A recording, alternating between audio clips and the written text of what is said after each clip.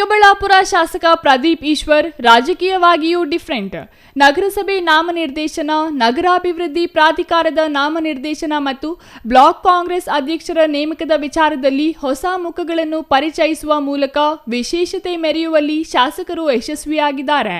ಇದೀಗ ಜಿಲ್ಲಾ ಕಾಂಗ್ರೆಸ್ ಅಧ್ಯಕ್ಷ ಸ್ಥಾನಕ್ಕೆ ಶೀಘ್ರದಲ್ಲಿ ನೂತನ ಅಭ್ಯರ್ಥಿಯ ಆಯ್ಕೆ ನಡೆಯಲಿದ್ದು, ಗಂಗರೇಕಾಲುವೆ ನಾರಾಯಣಸ್ವಾಮಿ ಅವರನ್ನು ಜಿಲ್ಲಾ ಕಾಂಗ್ರೆಸ್ ಅಧ್ಯಕ್ಷರಾಗಿ ನೇಮಿಸುವಂತೆ ಕುರುಬ ಸಮುದಾಯದ ಮುಖಂಡರು ಸರ್ಕಾರವನ್ನು ಒತ್ತಾಯಿಸಿದ್ದಾರೆ.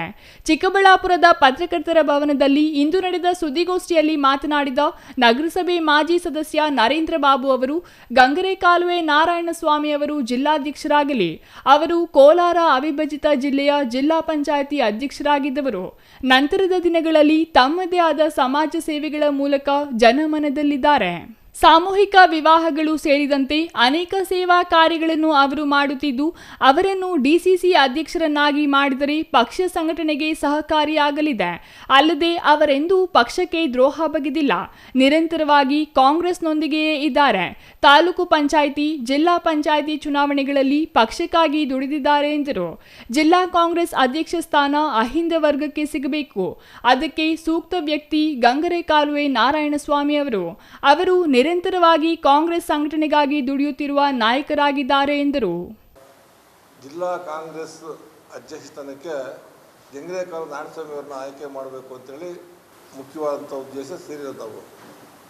ನಾರಾಯಣಸ್ವಾಮಿ ಅವರು ಹಿಂದೆ ಚಿಕ್ಕಬಳ್ಳಾಪುರ ಕೋಲಾರ ಅವಿಭಾಜ್ಯ ಅಂಗ ಆಗಿದ್ದಾಗ ಜಿಲ್ಲಾ ಪಂಚಾಯಿತಿ ಅಧ್ಯಕ್ಷರಾಗಿ ಒಳ್ಳೆ ಆಡಳಿತ ಕೊಟ್ಟು ಯಾವುದೊಂಥರ ಕಪ್ಪು ಚುಕ್ಕಿ ಇಲ್ದಿರ ಬಂದಿರೋಂಥ ವ್ಯಕ್ತಿ.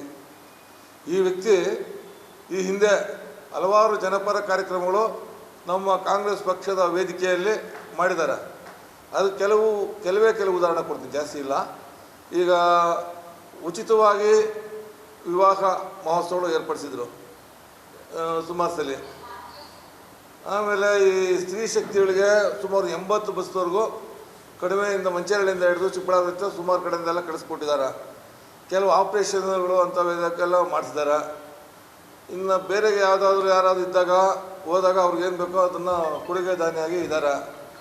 ಇವರು ಇವತ್ತಿಂದ ಇರೋದಲ್ಲ, ಈ ಹಿಂದೆ ಏನು 20 ವರ್ಷದಿಂದ ಅವರಾಗಿದ್ದರು ಇವತ್ತವರೆಗೂ ಅವ್ರಿಗೆ ಯಾವುದೇ ಅಧಿಕಾರ ಸಿಗದೇ ಇದ್ರು ಜಿಲ್ಲಾ ಪಂಚಾಯತ್ ಅಧ್ಯಕ್ಷರು ಬಿಟ್ಟು ಇದುವರೆಗೂ ಪಕ್ಷದ ವೇದಿಕೆಯಲ್ಲಿ ಪ್ರತಿ ಎಲೆಕ್ಷನ್ವರೆಗೂ ಅದು ತಾಲೂಕು ಪಂಚಾಯತಿ ಆಗ್ಬೋದು, ಜಿಲ್ಲಾ ಪಂಚಾಯತಿ ಆಗ್ಬೋದು, MLA ಎಲೆಕ್ಷನ್ ಆಗ್ಬೋದು, MP ಎಲೆಕ್ಷನ್ ಆಗ್ಬೋದು, ತನ್ನದೇ ಆದಂಥ ಒಂದು ಕೊಡುಗೆಯನ್ನು ನೀಡ್ತಾ ಬಂದಿರ್ತಾರೆ. ಈ ಹಿಂದೆ ಅವ್ರಿಗೆ MLA ಸ್ಥಾನ ಸಿಗಬೇಕಾಗಿತ್ತು, ಇರಲಿ, ಅವಾಗ ವಂಚಿತ ಆಯಿತು, ಇರಲಿ. ಈಗಾಗಿರೋರು ನಮ್ಮ ಹಿಂದುಳಿದ ವರ್ಗದವರಾಗಿದ್ದಾರೆ.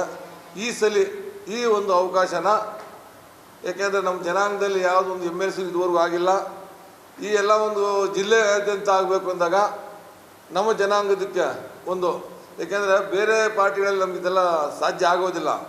ಕಾಂಗ್ರೆಸ್ ಪಾರ್ಟಿ ಮೊದಲಿಂದನೂ ಎಲ್ಲ ವರ್ಗದವ್ರಿಗೂ ಅಧಿಕಾರ ಕೊಟ್ಟಿದೆ.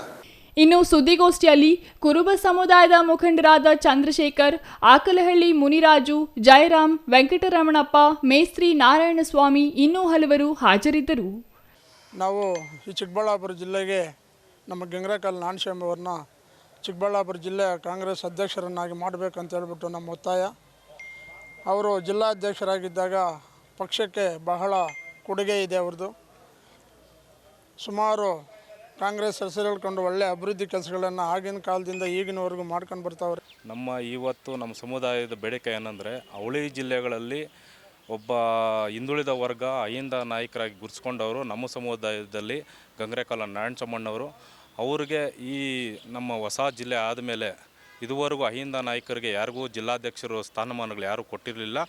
ಹಾಗಾಗಿ ಅವರು ಪಕ್ಷದ ಹಿತದೃಷ್ಟಿಯಿಂದ ಹಿಂದುಳಿದ ಜನಾಂಗದ ಪರವಾಗಿ ಗಂಗರೇಕಾಲುವೆ ನಾರಾಯಣಸ್ವಾಮಣ್ಣಗೆ ಎಲ್ಲ ಅರ್ಹತೆಗಳೈತೆ.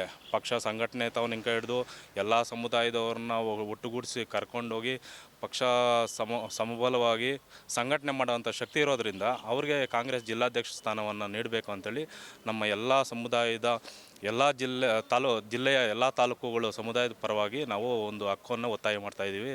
Thoudanahalli Ramesh, CTV news, Chikkaballapur.